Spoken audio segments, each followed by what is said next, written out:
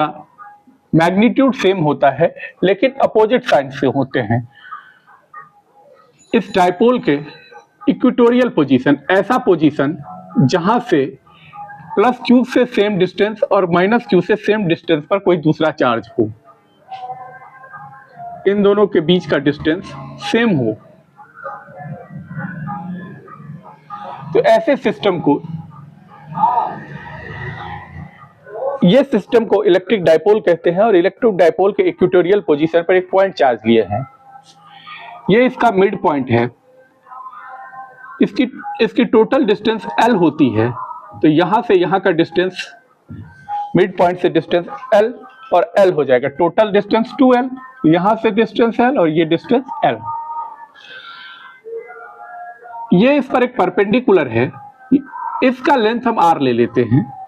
तो हमें पता है कि किसी भी राइट एंगल ट्रायंगल का हाइपोटेनस होता है P इंटू बी का whole square, P square plus B square का होल स्क्वायर। इसी तरह से इसका भी हो जाएगा। हमें पता है कि पॉइंट चार्ज हमेशा पॉजिटिव होता है, तो दो पॉजिटिव चार्ज एक दूसरे को रिपेल करते हैं, इसका इलेक्ट्रिक फील्ड इधर की तरफ बनेगा।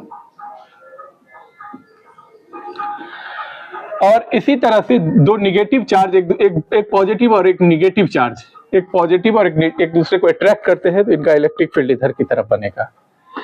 जैसा कि पता है कि इलेक्ट्रिक फील्ड एक वेक्टर क्वांटिटी है, तो इसके दो कंपोनेंट हो गए। तो इसका मान लीजिए ये E1 है, E1 का एक कंपोनेंट इधर की तरफ, जिसे हम E1 sin थीटा लेंगे, और जो इसका वर्टिकल कंपोनेंट हो गया, और हॉरिजॉन्टल कंपोनेंट जिसे हम cos से डिनोट करते हैं, तो ये हो गया E1 cos थीटा। इसी तरह इसका एक ये E2 है, इसका भी दो कंपोनेंट होगा, एक कंपोनेंट होगा E2 sin थीटा जो इसका वर्टिकल कंपोनेंट होगा, और हॉरिजॉन्टल कंपोनेंट होगा E2